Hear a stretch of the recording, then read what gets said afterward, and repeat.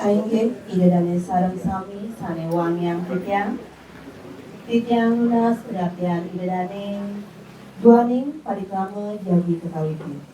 Kepati tangga langit sasuratma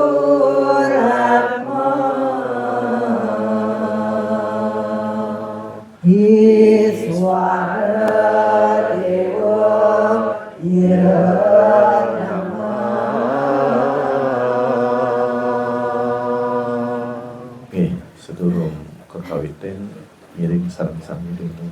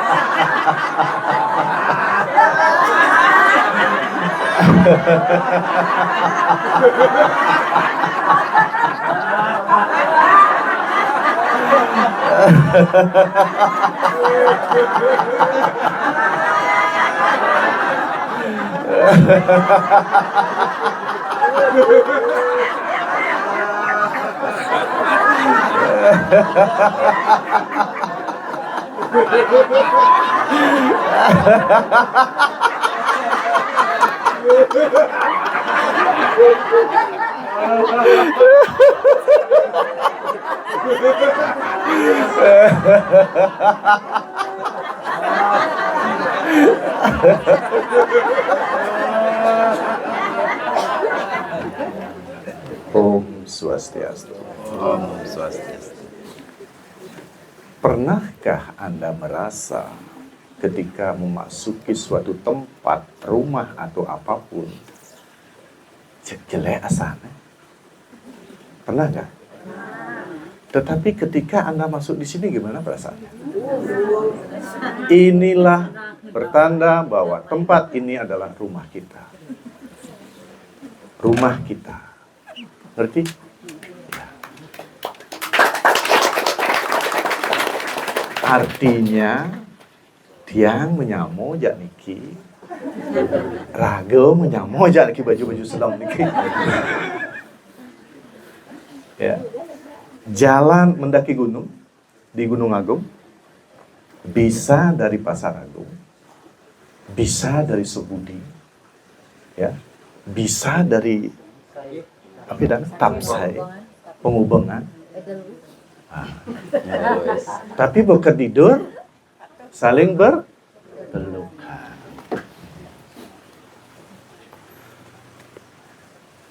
Bukti kita disambut. Bukti ini rumah kita. Tadi kan hujan. Ya ini galang. Itu. Suksmo di Guru Mangku sudah bisa menjadwalkan kita ini boleh belum bulan asalnya. Belum bulan kalau main. Marau ngidang itu. Karena beliau sangat-sangat sibuk. Seperti yang dibilang tadi beli Made itu. Bila Raga ngurin ngumpul ke rumah Raga karena begitu sibuknya schedule-nya di sini. Kayaknya bayang ada Dina Sakti. Dini harus ada, Dini ada gitu. Gitu. Dan kita beruntung kita sudah bisa diterima saat ini. Okay. Dan kita di Ambara Ashram program kita memang kuliah lapangan makin dek guru. Oh, kenten nggih. Bulan lalu kita ke Bairawa. Serapnya duduk nggih. Selagi. Nggih. Kita pengalaman juga tidur di kuburannya beliau. Di kuburan beliau ya. Nggih. Karena kita di Ambara Ashram itu kita membebaskan murid kita belajar kemana saja. Itu tidak ada ikatan tertentu. Teacher tadi belajar nak guru patuh gitu. Ilmunya patuh. Pada akhirnya apa? Ngalih banyak tenang. Itu pang tenang menghadapi berbagai permasalahan dalam hidup itu. Oke, ada dua hal yang akan kita lakukan, Dek Guru. Niki selain kita ini hadir di sini, juga kita rekam akan masukkan di channel Tokoh Bali. Ya, Dek tokoh yang kedua masuk di sini karena yang pertama Gases. Nah, tokoh-tokoh muda sakti-sakti kene jalih yang itu. Nah, di Tokoh Bali, para pemirsa Tokoh Bali, kita saat ini ada di Yayasan Tantra Sastra. Tantra Sastra ini milik Dik Guru Ketut Sandike yang namanya sudah Nusantara karena beliau mengembangkan ajaran-ajaran Nusantara. Nah, hari ini kita di sini, pertama yang ingin kita ketahui, kalau dulu kan di Rumah Timur kan. Nah, kita juga ingin tahu sejak umur berapa Dik Guru menekuni ini, ya, bagaimana prosesnya, kemudian kenapa sampai di sini. Seperti itu dulu pertanyaannya. Nanti kita sistem podcast saja. Kalau ada pertanyaan nanti disela. Gitu. Silakan Dik. Terima kasih Ibu Guru.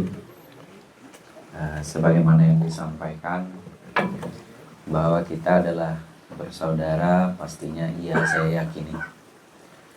Karena dalam perjalanan hidup tidak ada satu yang kebetulan. Pasti ada jaring-jaring karma dan kemudian sangat berkaitan pula kehidupan sekarang itu berkaitan dengan kehidupan kita di masa lalu. Pastinya kita pernah bertemu, kemudian melakukan sesuatu yang ada hubungannya tentunya dengan spiritual, dan kemudian di kehidupan sekarang kita lanjutkan kembali. Nah, sebelum lanjut menjawab pertanyaan dari Beli Guru Sri Aji Siwambara, jadi Titiang mengucapkan Rahajang Rauh niki para sisya sami prinsip yang siapapun yang datang ke Aguron-Guron, ke peseraman puniki, yang anggap bukan orang lain tapi keluarga. Jadi sebagaimana kata Beli Guru tadi, silakan miliki peseraman ini menjadi rumah kita bersama, selaras dan harmoni kita membangun spiritualitas Nusantara dan Bali tentunya. Oke. Nah, menjawab dari apa yang ditanyakan Beli Guru tadi, setiap perjalanan gitu dalam kehidupan, bahkan dalam spiritual tentunya itu melewati banyak proses gitu. Dan benar sebagaimana yang dikatakan Beli Guru, itu awalnya aguron-guron kita itu ada di rumah tantra, dan beliau sempat sekali mengunjungi rumah tantra, dan mungkin ada beberapa juga dari bapak-bapak dan ibu-ibu yang tiang kasih pernah mampir ke rumah tantra. Nah, rumah tantra Nike di desa kan. Nah, Nike memang dari dulu dijadikan tempat belajar. Yang dengar cerita dari bapak tiang sendiri, guru sekaligus mentor tiang, gitu. Nah, Nike memang dari turun-temurun rumah tantra Nike digunakan sebagai tempat belajar. Jadi tiang namakan memang rumah tantra Nike Guron-Guron. Nah, cuma kalau dulu tantra itu tidak lazim dibicarakan, dalam arti itu tidak dikatakan kecuali memang hubungan guru dengan sisya dulu. Jadi pekat tiang Nike sugero keulun leluhur tiang Nike, bahkan mungkin dari Kumbi yang dengar, Nike lebih menggunakan istilah kedarman Kedarman. Di mana belajar gitu kan, oh Niki di sini di rumah pekat tampak dengan sugero keulun belajar napi, belajar apa itu kedarman gitu. Jadi tidak tantra itu diucapkan gitu. Jadi belajar apa? Belajar tantra, tidak begitu ya. Tetapi ajaran-ajaran yang diajarkan oleh leluhur tiang Nike muatannya memang tantrik sekali kan. Nah, kata tantra itu mungkin diucapkan ketika proses pembelajaran yang melibatkan guru dengan sisya. Artinya kata tantra itu memang tengah dulu, tidak begitu mudah diucapkan ya, tidak boleh disembarangkan, boleh dikatakan demikian. Nah, jadi Nike kedarman diberikan istilah dulu, belajar kawisesan, kediatmikan oleh leluhur tiang. Nah, singkat cerita, dari generasi ke generasi pengetahuan itu dijaga dengan baik di rumah tiang, mulai dari leluhur, kemudian dilanjutkan oleh bapak tiang sendiri ya. Kalau sisya-sisya di tantra itu memanggilnya pekak guru ya, kan? Ya, dan kemudian tiang dan ada salah satu kakak juga mewarisi ya, kan? Nah, uniknya memang tradisi aguron-guron di rumah tantra nike, di kedarman nike, memang selalu ada 2 orang praktisinya ya, kan? Jadi 2 orang yang melanjutkan ya, kan? Kalau dulu pada masa Pekak Tiang itu Pekak Tiang sama anaknya, jadi saudaranya bapak Tiang ya, itu yang menekuni. Dalam satu rumah ada 2 penekun ya, dan terputusnya nikah sesungguhnya di bapak ya, dan di bapak Tiang jadinya tidak menekuni begitu mendalam pengetahuan tantra nikah ya, karena mungkin situasi zaman, karena punya anak 5, semua harus dibiayai pendidikan, muncullah sebuah paradigma bahwa belajar begitu ya tidak cukup gitu. Misalnya ngusadin, ya kalau dulu tidak seperti pengusade sekarang gitu, sekali mengobati bisa transporting gitu, sekian ratus ribu, 1 juta. Kalau dulu enggak, kalau orang mengobati itu ya punya ayam dibawakan, punya ya gitu, jadi punya beras dibawakan. Kadang-kadang tidak membawa apa-apa orang yang sakit gitu. Tetapi sebagai pengusade, praktisi, nah itu mesti harus dijalankan kewajiban itu dengan baik tanpa berorientasi pada itu ya. Nah, sehingga dari bapak dia itu merasa bahwa saya menyekolahkan anak 5 tidak mungkin akan bisa ya menafkahi kan keluarga dengan cara seperti itu. Akhirnya terjunlah dalam bidang perundagian Pak Tiang. Jadi tukang bangunan kuno. Nah, Peseraman ini juga hasil karya beliau ya. Rancang bangunnya itu dibuat sedemikian rupa oleh beliau menggunakan sikut Bali. Nah, pada akhirnya menjadi undagi, mau tidak mau ya undagi itu ditekuni demi menafkahi keluarga ya, jadinya kegiatan-kegiatan usade, kemudian pembelajaran kedarman itu sedikit terabaikan. Itu yang kemudian singkat cerita Tiang mewarisi sarang kakak yang nomor 2 ya.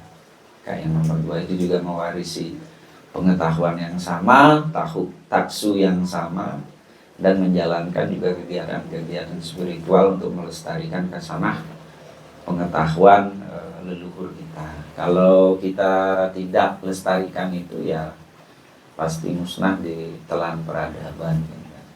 Jadi seperti itu sekilas ya kisahnya ya. Sehingga pada akhirnya ya Tiang melanjutkan aguron-aguron yang diwariskan oleh leluhur.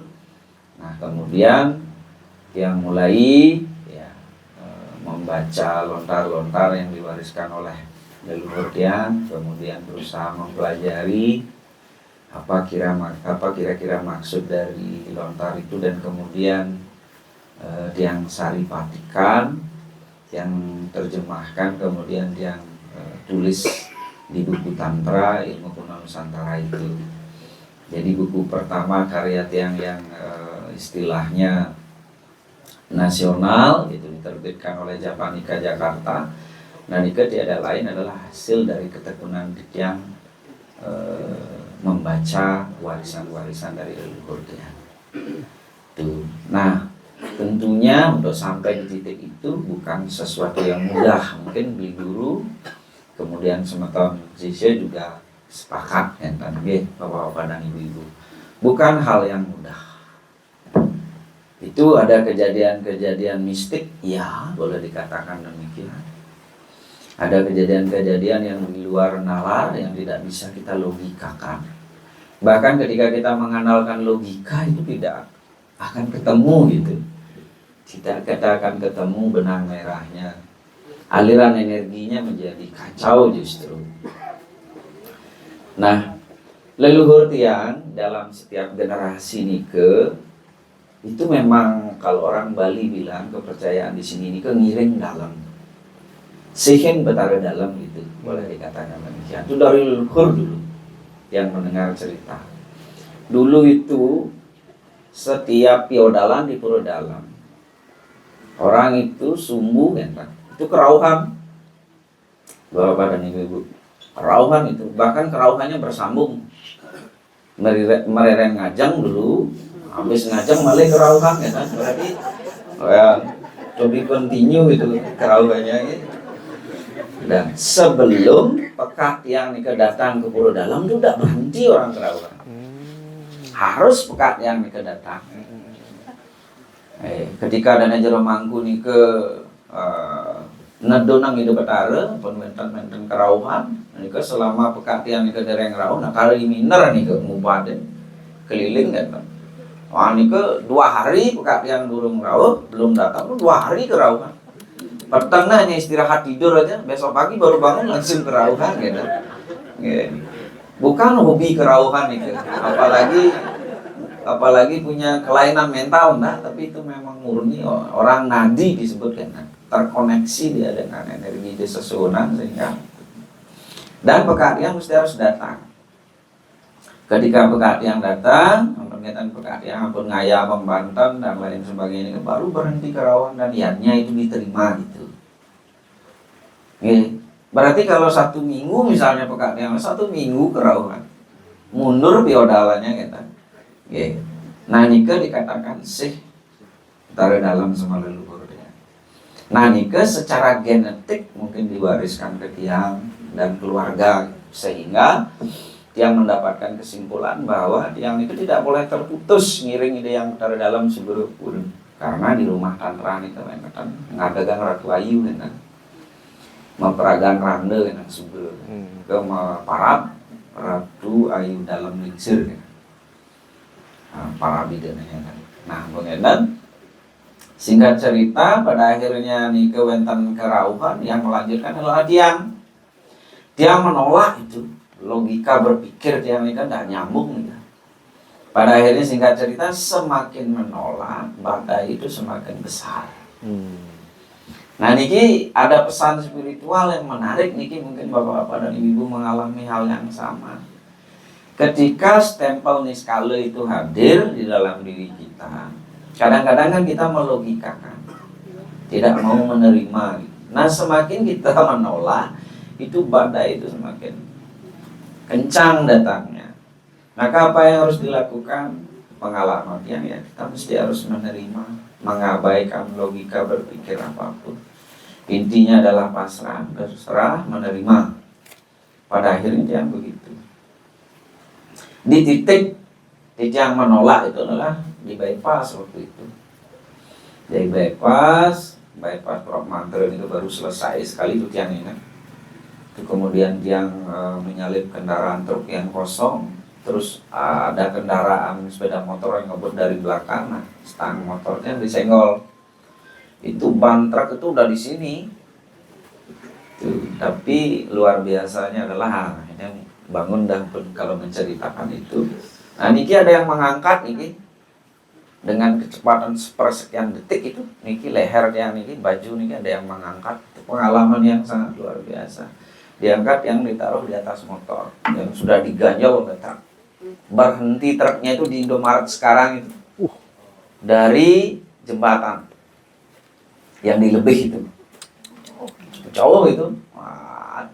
Dan uniknya nike supir truknya nike mengira tiang mati, ternyata baru turun dia nike gemetaran begini, dilihat tiang hidup itu langsung dipeluk di sana, tiang langsung kesurupan. Kerauhan ngerangda itu wah ngunang entar dia setiap orang datang yang sentuh kepalanya langsung sembuh. Terus setiap orang datang dia kata, oh ini penyakitnya ini ya benar gitu. Itu adik yang menceritakan, kalau dia udah lupa. Akhirnya karena ramai orang yang minta obat, minta kesembuhan di sana, padahal dia udah luka ini. Nah ini tandanya. Udah kerasa apa-apa nih. Tapi dia menyembuhkan banyak orang yang datang ke sana.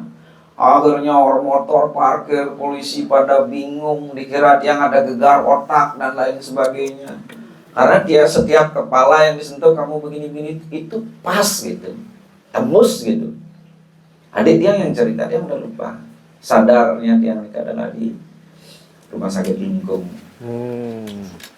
Dan yang anehnya itu nggak bisa disuntik nih kan, karena dia masih setengah ben sadar, malih kerauhan, malih sadar, itu jarumnya itu injeksinya nggak bisa masuk itu.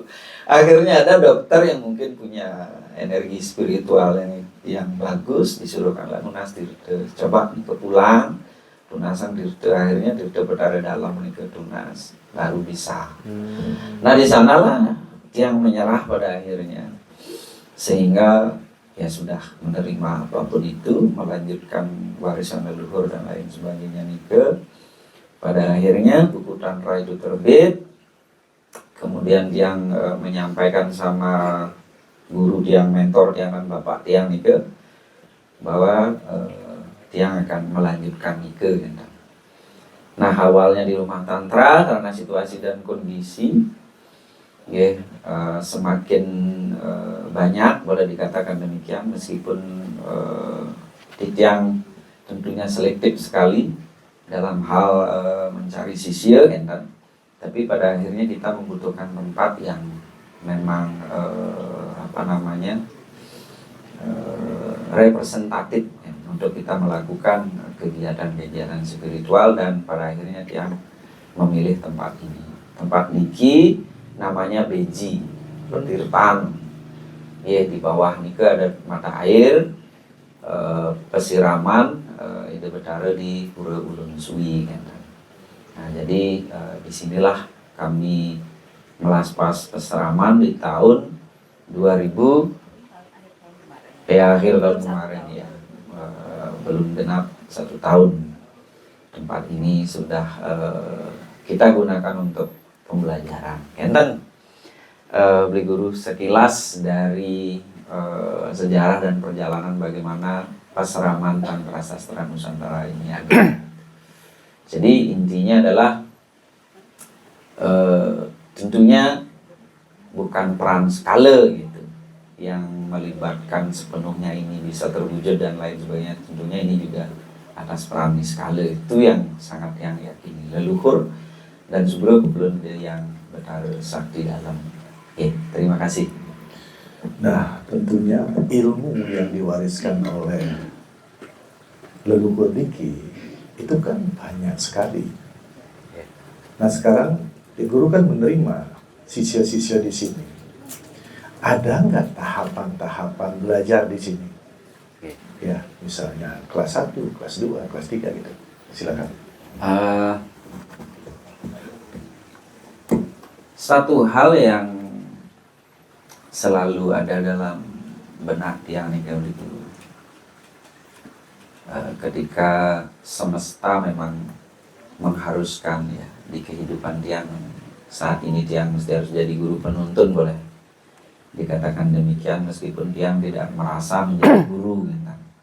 Tapi orang-orang yang datang memohon tuntunan dan Tiang punya tanggung jawab gitu. Sama dengan jadi guru mungkin punya tanggung jawab untuk menuntun teman-teman, dan itu Tiang mesti harus terima.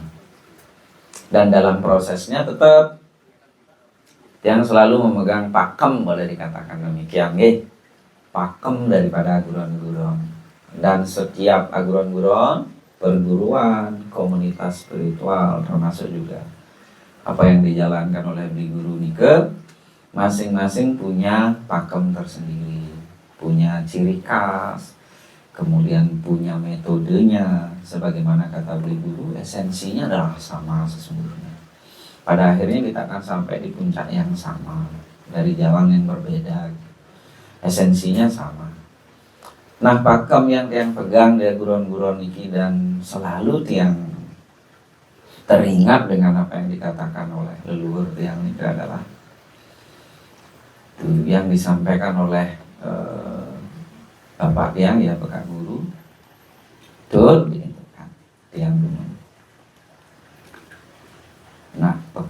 dan menyambat ya nak abediknya melajahannya kene-kene kan. Kalau yang terjemahkan dengan bahasa Indonesia, tidak semua mau belajar hal-hal yang seperti ini gitu. Apalagi belajar aksara, breastra, dasaksara, kawisesan, pengiwan, penengen, nabi malih penglihakan gitu kan. Yang terakhir ini sensasional sekali. Sangat jarang ada yang mau. Kendati pun mau gitu kan ya. Satu hal yang harus dipegang adalah abediknya melajah tetapi pesaja. Abedik tetapi pesaja gitu. Nah, kata-kata ini kan selalu mengiang dalam benak ya, dalam pikiran. Ya. Makanya dijang dia guron-guron Bapak dan Ibu ya. Nika itu yang pegang ya. Sedikit yang datang dan belajar di keseraman tantra sastra niki, tapi benar-benar sungguh-sungguh ya. Ya. Karena dalam pandangan lontar, dalam pandangan sastra maupun dari penekun-penekun termasuk leluhur yang intinya adalah ketekunan Bapak-bapak dan Ibu-ibu. Nika itu yang harus dipegang itu. Belajar spiritual apapun kalau tidak tekun itu kita nggak ketemu rasa gitu. Ya, apalagi belajar dasaksara, ya. Belajar kawisesan, kediatmika, nanti ke sami ngalih humuan rasa gitu. Kalau tidak tekun nggak akan ketemu gitu. Nah disinilah kadang-kadang cobaan yang berat bagi penekun-penekun spiritual, termasuk juga sisya-sisya yang ada di guruan-guruan niki dan di tantra. Karena ketika sudah diberikan pengetahuan, metode atau apapun, nah kadang-kadang prakteknya di rumah itu yang terkendala. Penyakit Bali ya pun koh-kohan namun nikah. Nah nikah tetapi itu yang berusaha ya, dengan sekuat tenaga untuk mengarahkan semeton sisya ya mesti harus tekun ya. Nah nike sehingga karena yang kita pelajari ini adalah rahasia sifatnya atau disebut dengan rahasia jenanam gitu, pengetahuan yang sangat-sangat rahasia dan ilmu rasa gitu. Selain membutuhkan ketekunan, kesiapan juga itu penting ya kan. Kesiapan diri ini kan penting. Kesiapan diri yang dimaksud itu adalah dedikasi, komitmen, atau dalam bahasa tantranya, bahasa lebih mendalamnya itu samaya satwa gitu, warata gitu, sumpah spiritual gitu. Harus siap gitu. Orang-orang yang belajar tantra nike atau mungkin orang-orang yang belajar spiritual itu harus melakukan sumpah spiritual. Nah kesiapan itu yang dibutuhkan. Sumpah spiritual. Sumpah spiritual yang dimaksud nike paling tidak yang pertama nike adalah bakti nunggal tanpa tanding gitu. Memiliki rasa bakti yang benar-benar gitu, bakti kepada guru, bakti kepada pengetahuan kan begitu jadinya, bakti kepada sang yang taksu dia guruan-guruan, bakti kepada di mana kita belajar dan lain sebagainya itu. Satya ucapin guru banyak itu, sumpah-sumpahnya ada di dalam tantra gitu. Dan yang paling penting yang tekankan biasanya pada sisya adalah mempraktekkan ajaran itu, merealisasikan dalam laku itu yang sangat penting ya. Yang selalu tekankan dan arahkan semata untuk begitu ya. Nah, kesiapan berikutnya nikah adalah selain menjalankan warta, dan dia yakin setiap komunitas pasti termasuk juga mungkin di amal rasa mungkin ada werta-werta tertentu yang harus dijalankan. Oke. Nah kemudian selain kesiapan menjalankan werta itu, yang berikutnya adalah kesiapan diri kita menerima pengetahuan itu dengan kerendahan hati. Karena Bapak Deang selalu bilang, Kak Guru selalu bilang, kalau melajahin aksara, Nabi Maulidas aksara, kan depan muncul sifat sombong, hilang kesedihan dari ilmu itu. Tidak berguna ya. Tidak berdaya guna segala ilmu apapun yang dipelajari. Maka kesombongan itu mesti harus dijauhkan dari dalam diri. Tetap dengan kerendahan hati. Nah itu kesiapan berikutnya. Kadang-kadang para pembelajar penekun yang tidak siap. Karena ketika sudah mempelajari sesuatu, merasa sidi, mandi, sakti, wisese, nah itu angkuh. Nyapa kadi aku kan begitu. Sombong, merasa diri paling sakti gitu. Nah ini godaan yang sangat halus sekali.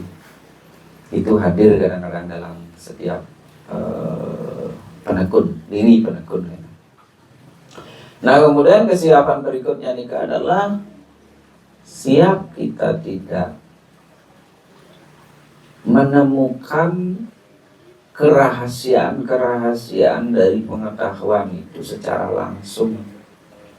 Tidak hanya pengetahuan tetapi kerahasiaan yang berkaitan dengan hakikat diri.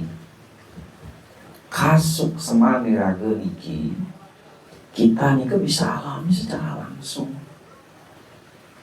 Bisa tidak kita siap mengalami itu.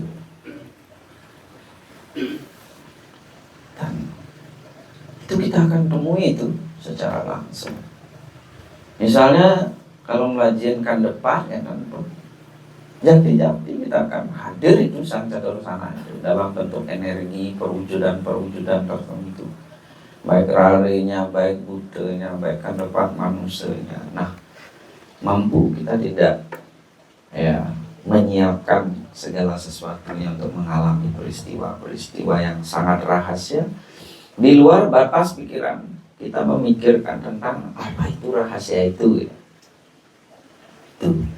Nah kemudian rahasia bukan berarti tidak boleh dipelajari kan?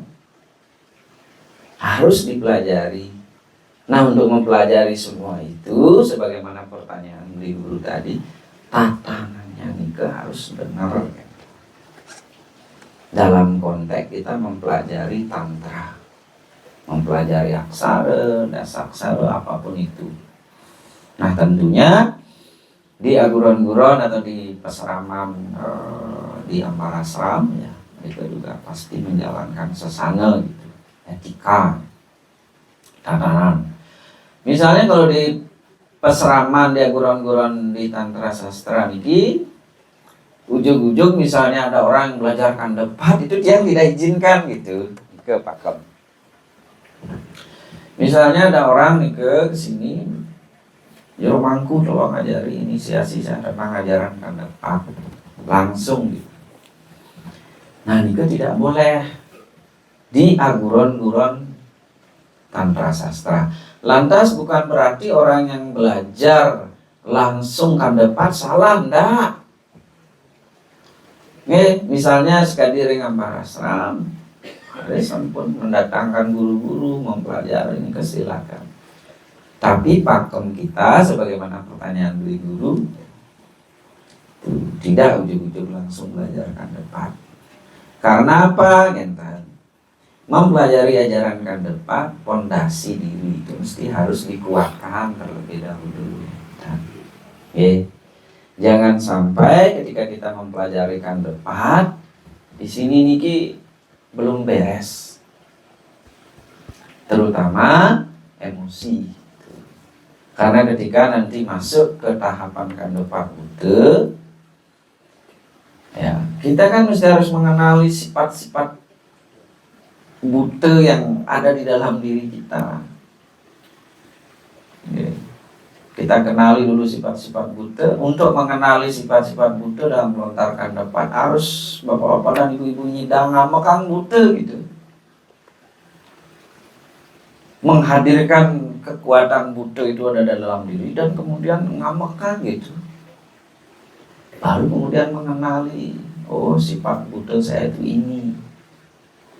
Kita tidak akan bisa mengendalikan, mengontrol, mengarahkan sebelum kita kenali betul sisi kebutaan kita gitu.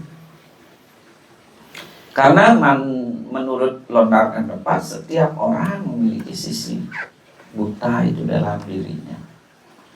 Makanya bisa medurga jelas, dilontar bisa medurga. Tidak bertari durga niki membawasan. Ning ya kan. Yen cening dot nawang widi. Cening menham arok maring buta. Arok maring kale. Arok maring durga. Wow, arok maring widi kan. Arok itu artinya menyatu, mengenali.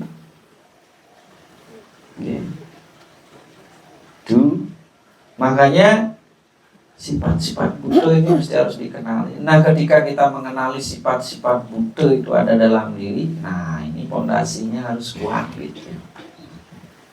Jangan sampai sepenuhnya kita dikendalikan oleh kekuatan-kekuatan buta.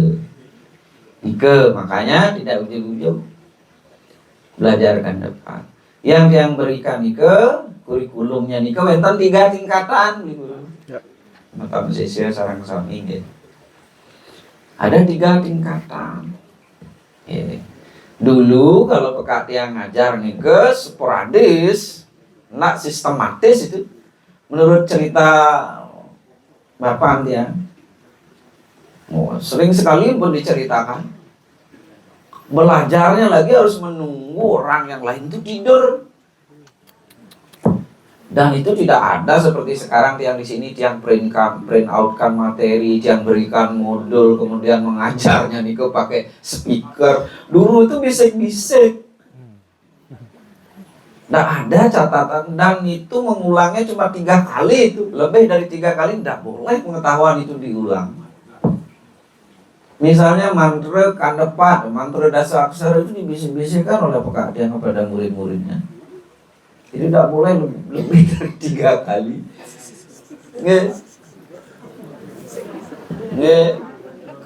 Kalau kita mungkin di cara belajarnya begitu, tidak ada yang datang ke peseraman tantra sastra. Sekarang aja pada ketakutan datang ke tantra kalau ngomongin masalah aksara gitu. Nah, dia sistematisasi nih kan. Yang tentunya tidak ngaturang guru piduka dulu kepada leluhur, kemudian mohon izin tetap nih mangdatan pula maring sangyang haji sastra dan lain sebagainya sangyang taksu. Harusnya sistematisasi nih.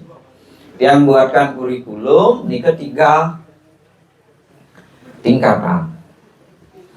Yang pertama nih ke membahas tentang di sana ada pembangkitan. Misalnya pembangkitan sangyang geni rahasia, pembangkitan dasa aksara, ini sami pembangkitan sami di tingkat 1 nih ke. Baik dengan mantra, napas, prana, yoga, samian ke tingkat 1. Nah kalau tingkat 2 nih ke hal yang lebih mendalam lagi. Karena nih ke pengeringkesan dasa aksara mulai nih ke. Dan kemudian kawisesan, geni astra, cakra geni, macam-macam peningkat raja dan lain sebagainya. Nah ketika sudah selesai nih di tingkat 2 baru kita yang berikan ajaran ke depan. Jadi di tingkat 1, tingkat 2 nih olah aksara nih kan memang olah sastra, olah aksara, olah diri, olah batin agar benar-benar ketika kita memasuki ajaran ke depan itu paling tidak berapa persen kita sudah bisa membereskan luka batin, trauma, emosi-emosi kita sudah kita kenali betul. Jebakan-jebakan emosional nih jebakan-jebakan energi nih sudah kita bisa selaraskan, baru kita akan masuk ke kelas kan depan. Tuh. Nah, sebelum masuk ke kelas, tentu tantangannya nih ke entang juga. Jadi ada proses inisiasi ke hal yang lazim di dalam aguron-guron ya kan. Komunitas spiritual apapun rasanya inisiasi atau pewintanan itu adalah hal yang lazim. Nah, kita pun menjalankan. Nah, tradisi yang berjalan di sini sanesan pun berjalan. Biasanya di aguron-guron kita nih ke setelah kita seleksi, kan boleh dikatakan demikian, siapa saja yang bisa diperkenankan hadir untuk belajar. Nah, kemudian baru kita inisiasi atau pewintanan. Pewintanan kita ini adalah pewintanan ngelinggihan aksara. Ya, secara sederhana tujuan pewintanan itu adalah permohonan izin kepada Sang Hyang Adi Saraswati, ya, kepada Sang Hyang Siwa Guru, Sang Hyang Kawiswara, Yang Betari Durga, Sri Laksmi, Tri Dewi dan lain sebagainya nika, untuk kita belajar. Kita memohon izin agar nanti biar kita tidak kualat ya kan. Nih. Nah, setelah proses inisiasi pewintanan, sebelum nikah biasanya tiang ada matir teatre gitu ke situs-situs peninggalan tantra. Misalnya kayak di Pura Durga Putri, kita mohon izin sungkem di sana, memberitahu kepada beliau bahwa kita akan mempelajari ajaran kuno niki. Kemudian datang ke Pura Kebuedan, kan di sana memang tinggalan-tinggalan tantra Bhairawa, tantra dan lain sebagainya. Di Candi Tebing kita melakukan penggelukatan. Nah, sampai di aguron-guron baru kita melaksanakan proses pewintanan inisiasi. Nah, setelah proses pewintanan itu, nah niki terlihat agak ekstrim ya, di luar mainstream ya. Biasanya dia ngajak ke kuburan. Oke, sudah lain gitu. Baru ngenikang kuburan sudah lain ekspresinya. Dari yang tadi senyum gitu tiba, oh ya. Sudah aura ketakutannya muncul ya. Nah, mohon maaf Bapak dan Ibu, semeton sareng sami yang terus nasihin di tiang ya. Dia selalu katakan dimanapun, bukan berarti tantra ini paling bagus dan lain sebagainya, enggak.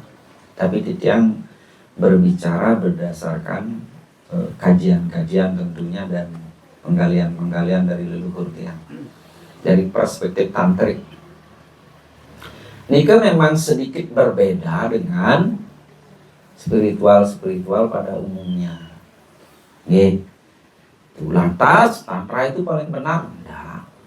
Setiap tradisi spiritual apapun itu pasti mengandung sebuah kebenaran yang luar biasa, dan kalau itu ditekuni akan menuntun kita sampai pada tujuan sebagaimana dikatakan oleh guru tadi.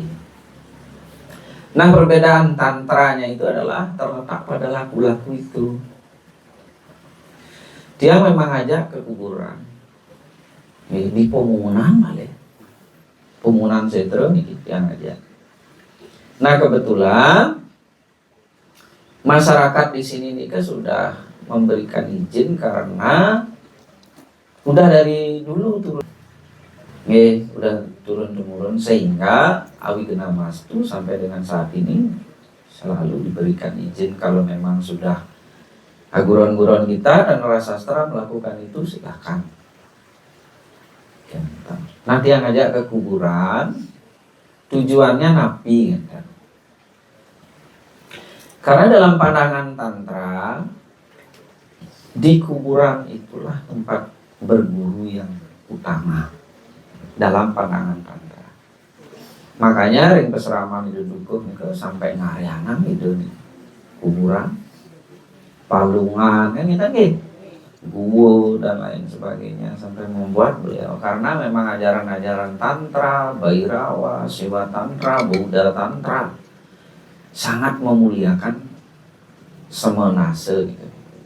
Taman kesetre ini kan, kuburan itu. Karena kalau dilihat dari sastranya, guru-guru Tantra Nusantara di masa silam itu selalu membuat peseraman pasti di kuburan. Oke. Dan guru-guru Tantra di masa lalu nih selalu mendapat anugerah itu di kuburan. Bahkan Pandawa sebelum memulai perang meski harus ke kuburan itu memohon kepada Yang Batari Durga baru bisa menang perang. Kalau enggak mesti kalah. Sutasoma pada akhirnya beliau menjadi bodhisattva itu anugerah di kuburan. Apalagi Calonarang, apalagi Empu Barada, Empu Bahula itu semua mendapatkan anugerah di kuburan. Jadi kuburan itu sangat penting dikunjungi, dijadikan tempat kita bermeditasi atau bawana untuk memohon restu, anugerah. Ketika kita mempelajari pengetahuan tantra yang rahasia itu, pengetahuan itu mudah kita pahami, mudah kita ketahui, dan mudah kita realisasikan. Itu tujuannya sebenarnya. Kita ke kuburan itu memohon restu, sebab kita akan mempelajari hal-hal yang sangat rahasia. Nah, di dalam ajaran-ajaran Tantra, tembok besar yang menghalangi pengetahuan itu hadir. Dan ini berlaku dimanapun yang rasa. Dan ini bisa dijadikan bekal oleh bapak-bapak dan ibu-ibu ketika menerima pengetahuan dari beli guru. Ketika bapak-bapak dan ibu-ibu menerima pengetahuan dari beli guru, ada tembok tebal ketakutan. Pengetahuan itu tidak akan hadir di dalam diri sideng memertani dari sejero dengan besar di bapak-bapak dan ibu. Kalau tembok tebal ketakutan itu masih ada, itu ajaran Tantra. Maka untuk melampaui ketakutan-ketakutan di dalam diri, di dalam ajaran Tantra, kita mesti harus bersentuhan langsung dengan ketakutan itu. Sebab ketakutan itu tidak akan bisa dihilangkan atau dilebur atau ditransformasi sebelum kita mengalami secara langsung ketakutan kita itu seperti apa. Dan di dalam ajaran Tantra, medianya adalah kuburan. Makanya meditasi Tantra nih praktek-prakteknya nggak ada dah di hotel, di villa, nggak ada gitu. Harus di kuburan, di depan pohon yang besar gitu, di tempat pembakaran mayat gitu. Baik. Nah, seperti itu. Sehingga seperti itu tatanan yang harus yang jalankan. Nah, dia Parasam tentunya punya metode untuk melampaui ketakutan itu. Caranya adalah tertawa seperti tadi. Itu cara yang paling praktis untuk melampaui ketakutan-ketakutan di dalam diri. Orang di kuburan sisya aja tertawa kok. Di tas pemungutan itu. Kalau sebelum ada tertawa, tidak diizinkan pulang. Dia tidak mengizinkan pulang. Sisya itu harus tertawa di pemungutan. Kau, enak. Orang ngomur tiang nih kan, wah diizinkan pulang.